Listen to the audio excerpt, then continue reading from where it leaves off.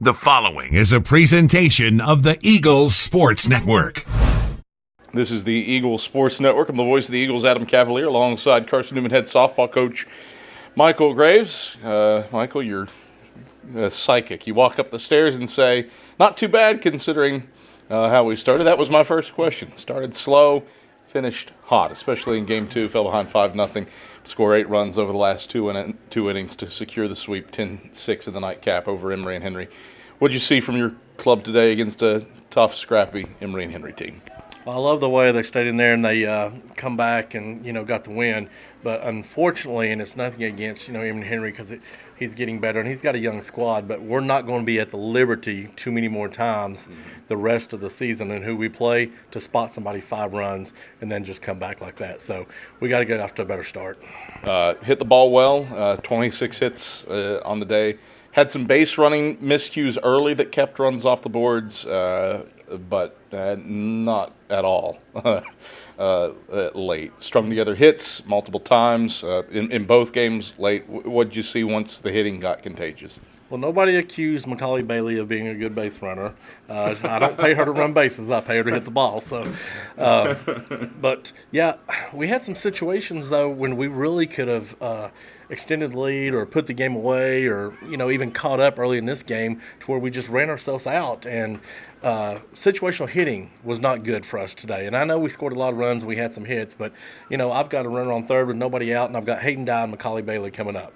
Both of them swinging to first pitch and hit a ground ball to third base. Well, take the pitch if she's only going to throw you something that you can hit a ground ball to the infield. You got 2 more strikes, and they're both good hitters with, a strike and 2 strikes. So little things like that, we got to get better on, a lot better. Record book impacting day. Macy Hughes ties Bree Shoemake for 4th in school history for career runs batted in with 161. Has not been her task this season. She's hit leadoff for much of the year, and thus the RBI opportunities haven't been as frequent.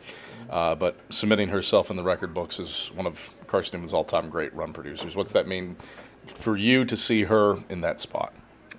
I love Macy Hughes. I love all my kids, all the kids I've had through the years. I miss all of them.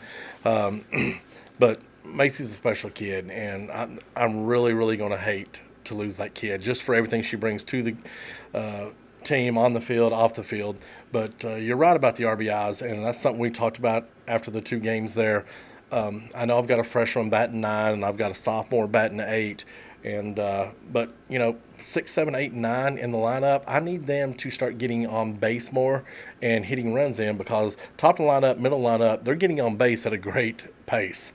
But it seems like we're getting stranded there a lot. So we've got to come through at the bottom of the lineup more. Came through the middle of the order, certainly, to put the games away. Macaulay Bailey smoked the program's 50th home run this season. That sets a new school record to end Game 1. Brooke Matazowski cleared the scoreboard.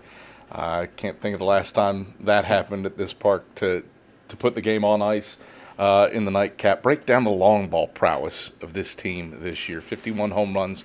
No team in 39 years of Carson-Newman softball has hit more than 50 in a year until this year. I've probably said discipline and swing plane more than I've said any 3 words that I've said all year long, and that's something that we work on. I mean, in the cage, we fuss about swing plane. We talk about swinging at bad pitches, because if we can't do it when somebody's throwing 20 mile an hour at 20 feet, we're not going to be able to do it in a game.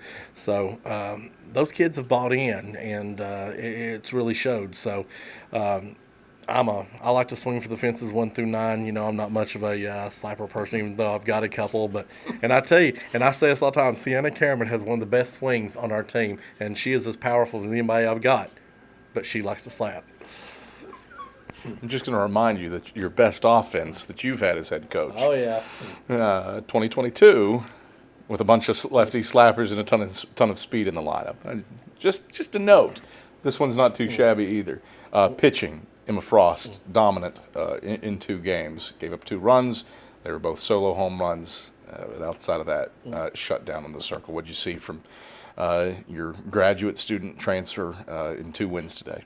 I was joking with her a little bit there at that game. I was like, are you just giving up home runs so you can see me fuss and complain down here in the dugout? And she was like, Coach, I'm trying, and I know. But, I mean, the style of pitching that she does, I mean, somebody's going to get a good bat on the ball and it is going to go. But for the most part, Emma gets a lot of pop-ups and a lot of strikeouts. And we can deal with I want them to be solos and not put two people on and then give up the home run. So I think she's doing a pretty good job of just minimizing the damage on her home runs. Well, you'll take 15 strikeouts to 0 walks any All day, all day long. This is a good way to start an 8-game homestand. A sweep of Emory and Henry. You're back home Tuesday against Milligan for the first matchups with an NAI school. You're making me do some research ahead of that one. And then close out the regular season next weekend. 2 big ones against Anderson and Lenore Rhine. How do you build upon these quality wins bearing down on 6 home games left in the regular season? Well, hats off to Coach Hawley, first of all, because he agreed to play. And it's getting harder and harder to find teams to come here and play. And so I respect him and his program a lot. And I told the girls today when we was talking about getting ready for them, that's not going to be somebody that we can just show up and beat. I mean, I think they went to the World Series or went pretty far last year. He's got good players, so we're going to have to come out and put forth a good effort. And hopefully it will be a stepping stone to what we want to do, because I think we're still control our own destiny if we were to win out to where we can get a 2 seed and host. It's a big task, but it's doable. All right, Michael Graves, thanks for the time. Congrats on 2 wins today. Thank you. Carson-Newman head softball coach Michael Graves. I'm the voice of the Eagles, Adam Cavalier, and this is the Eagle Sports Network.